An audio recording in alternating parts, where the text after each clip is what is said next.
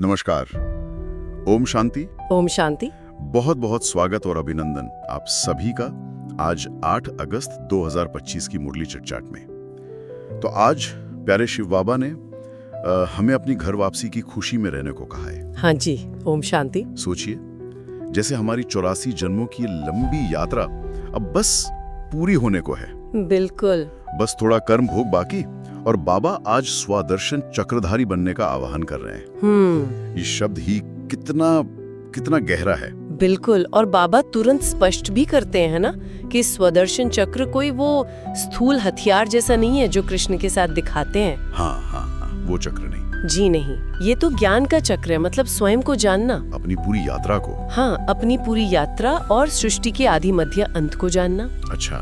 बाबा हमें कोई हिंसक युद्ध नहीं, राजयोग सिखा रहे हैं, जिससे हम अपने ही विकर्मों पर जीत पाएं। सही कहा। आसुरी स्वभाव वाले मनुष्य ही असुर हैं, कोई अलग प्रजाति नहीं। अच्छा, ये भी स्पष्ट किया बाबा ने। हाँ, और वो भ्रांति भी मिटाते हैं कि जन्म 84 लाख नहीं, सिर्फ 84 होते हैं। जी, केवल 84। तो इस बेहद के ड्रामा के रहस्य को बुद्धि में रखना वही है स्वदर्शन चक्रधारी बनना। और बाबा कहते हैं इस पूरी यात्रा में सबसे ऊंची मंजिल है याद की। बिल्कुल। विकर्माजीत बनने के लिए, मतलब कर्मों के बंधन से मुक्त होने के लिए, जो मूल जड़ है देह अभिमान, उससे बचना बहुत जरूरी है। हाँ, सबसे जरूरी। इसके लिए तो निरंतर अभ्यास चाहिए। मैं आत्मा हूँ, बाबा का बच्चा हूँ। बिल्कुल, बार बार ये स्मृति लानी होगी। यही स्मृति फिर हमें विकर्मों से बचाएगी। बाबा का इशारा है कि अच्छे बुरे कर्म का हिसाब तो वो तो चुकता करना ही पड़ता है। हाँ, ये समझना बहुत बहुत महत्वपूर्ण है कि देह अभिमानी सारे विकर्मों की जड़ है। बाबा ने कर्म अकर्म विकर्म की गति भी कितनी सरलता से समझाई है। हाँ, वो कैसे? जैसे सतयुग में ज्ञान है, पवित्रता है, तो कर्म अकर्म बन जाते हैं, मतलब उनका कोई बोझ नहीं, कोई बंधन नहीं। अच्छा, क्योंकि वहाँ देह अभिमान नहीं है। जी, लेकिन द्वापर से जब देह अभिमान आता है, रावण राज्य शुरू होता है, तो वही कर्म विकर्म बन जाते हैं। हाँ, वही कर्म विकर्म बन जाते हैं, बंधन बन जाते हैं। और विकर्माजीत बनने के लिए बाबा एक बहुत प्यारी सी युक्ति भी देते हैं। क्या युक्ति है?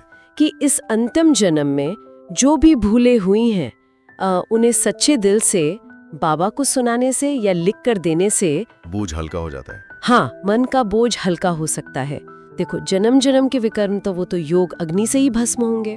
हाँ, वो तो योग से ही जाएंगे। पर ये इस जन्म के हिसाब किताब को थोड़ा हल्का करने का एक तरीका है, एक कदम है। सही बात।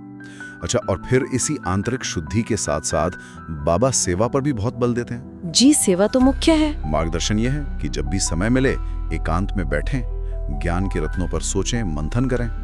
पॉइंट्स लिखें। हाँ, मुख्य पॉइंट्स लिखें। जैसे ये क्लियर करना कि गीता का भगवान निराकार शिव है, श्री कृष्ण नहीं। बिल्कुल, ये बहुत बड़ा कंफ्यूजन है दुनिया में। हाँ, और शिव और शंकर अलग हैं। सृष्टि चक्र 5000 वर्ष का है और 84 जन्म होते हैं, 84 लाख नहीं। जी, इन गहरी बातों को सरल रूप में चित्रों की मदद से समझाना चाहिए। हाँ, जैसे सृष्टि चक्र का गोला है या त्रिमूर्ति शिव का चित्र है। विराट रूप भी। हाँ, विराट रूप, इनसे समझाना आसान होता है। और फिर गीता पाठशालाएं घोलकर, प्रदर्शनियां लगाकर, कुंभ मेले जैसी जगहों पर जाकर सबको जगाना है। हाँ, ये संदेश फैलाना है कि ये दुनिया बदलने का बहुत महत्वपूर्ण समय है, पुरुषोत्तम संगम युग। एकदम सही, क्योंकि पावन बनने का आधार तो ज्ञान और याद है ना, कोई पानी की नदियां नहीं। हाँ, पानी से पावन नहीं बनते। बाबा हमें हमारी गुप्त भूमिका भी याद दिलाते हैं कि हम पुरानी दुनिया को नई दुनिया में बदलने वाले वो गुमनाम सिपाही हैं। Unknown warriors. हाँ, अननोन वॉरियर्स, जिन्हें दुनिया पहचानती नहीं। बाबा खुद गुप्त, ज्ञान भी गुप्त, और हम भी गुप्त रूप में ये कार्य कर रहे हैं। इस ज्ञान के कोई शास्त्र वगैरह अभी नहीं बनते। हाँ, वो तो भक्ति मार्ग की चीजें हैं। जी, अभी तो सब कुछ बुद्धि में धारण करना है। बाबा दुख हरता सुख करता है, तो इस पुरानी छीछी दुनिया से वैराग्य तो वो तो स्वाभाविक है। बिल्कुल। और तीनों बाप का राज भी समझाना है। लौकिक, पारलौकिक शिव बाबा और अलौकिक प्रजापिता ब्रह्मा, इस संगम के हमारे पिता। हाँ, इस रहस्य को भी स्पष्ट करना है। हम ब्राह्मण हैं जो इस ज्ञान से देवता बन रहे हैं। जी। अच्छा, बाबा ने भादो मास के लिए भी कुछ विशेष युक्ति बताई है ब्राह्मणों की सेवा के लिए। हाँ, बताई है। जैसे जो ब्राह्मण श्राद्ध आदि के लिए घर आते हैं, तो उन्हें नाराज किए बिना युक्ति से समझाना है कि सच्चा ब्राह्मण कौन है। हाँ, और ब्रह्मांड धर्म की स्थापना किसने और कब की। जैसे अमरनाथ यात्रा पर लोग जाते हैं तो उन्हें सच्ची अमर कथा सुनानी है कि अमरनाथ तो शिव बाबा हैं, जो अमरपुरी स्थापन करते हैं। बिल्कुल, जो हमें अमरपुरी यानी स्वर्ग की स्थापना का ज्ञान देकर अमर बनाते हैं।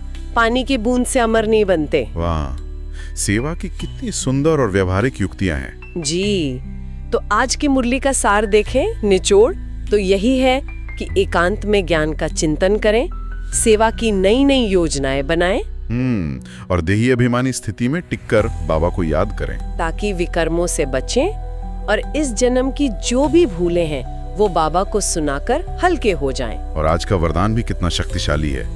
अटल भावी को जानते हुए भी निमित्त बन श्रेष्ठ कार्य को प्रत्यक्ष रूप देने वाले सदा समर्थ भव। हाँ, मतलब मंजिल तो निश्चित है, फिर भी अपना पार्ट तो बेस्ट बजाना। बिल्कुल। और स्लोगन भी कर्म पे जोर दे रहा है, कहना कम करना ज्यादा, यह श्रेष्ठ लक्ष्य महान बना देगा।